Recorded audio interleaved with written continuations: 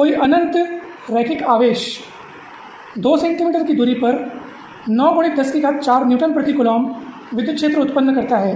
रैखिक आवेश घनत्व ज्ञात कीजिए। दोस्तों, प्रश्न को पढ़ते ही के समझ में आ जा रहा है कि इसमें कौन सा वाला फॉर्मूला लगना है। यहाँ पर दिया है अनंत रैखिक आवेश।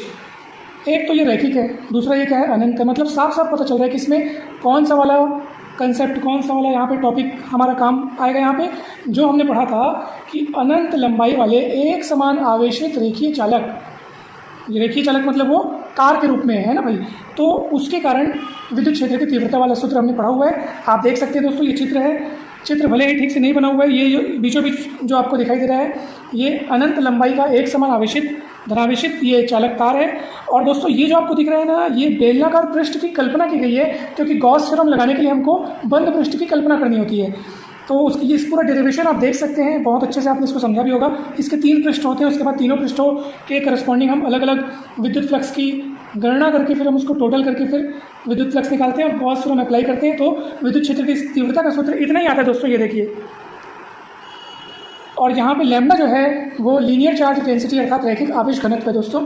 ये r दूरी पर हमको विद्युत क्षेत्र की तीव्रता जैसे पता करनी, मान लो r दूरी पर कोई बिंदु P है तो ये तीव्रता की दिशा होगी और ये तीव्रता का सूत्र होगा दोस्तों। ठीक है, चित्र भले यहाँ पे चित्र आपको मतलब थोड़ा सा स्पष्ट भले नहीं दिख रहा होगा, बनाने में थोड़ी सी मिस्टेक हो गई थी इसलिए ओवर रेटिंग आपको दिख रहा है, परंतु आप बिल्कुल भी चिंता ना करें, इसमें का कंसेप्ट आप किताब से अच्छे से देख सकते हैं। ये सूत्र है। अब प्रश्न में दिए हुए आंकड़ों को हमने यहाँ पे लिख रखा है। देखो, ई का मान दिया है कितना, 9 × 10⁴ न्यूटन प्रति कूलम, ये विद्युत क्षेत्र का मान है। आर का मान दिया है 2 सेंटीमीटर। इसको हम ऐसे सिस्टम में बदल लेंगे तो सेंटीमीटर को मीटर में बदलने के लिए हमको 10⁻² से गुणा करना होता है, तो ये सेंटीमीटर बदल गया मीटर में। तो ई दिया है, आर दिया है, सीधे हम सूत्र लगाएंगे E = λ/2πε0r।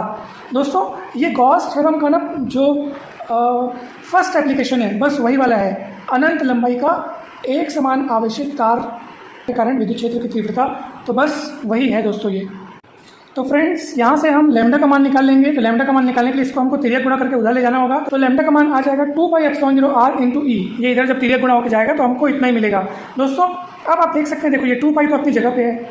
अब इस ε0 के स्थान पर हम इतना लिख रहे हैं, कैसे, तो ध्यान से देखिएगा। हम सभी जानते हैं कि 1/4πε0 का मान होता है 9 × 10⁹। ठीक, अब अपने को सिर्फ क्या चाहिए, ε0 का मान चाहिए, तो इसको उधर भेज दो और इसको नीचे ला लो, तो आपको क्या मिलेगा 1/4π, और ये सब नीचे आ जाएगा, ये ऐसा, और उधर जाएगा ε0। इसलिए आप ε0 के स्थान पर 1/4π 9 × 10⁹ लिख सकते हैं। और ये r है, ठीक है। r का मान 2 × 10⁻² मीटर, ये देखो फ्रेंड्स, 2 × 10⁻²।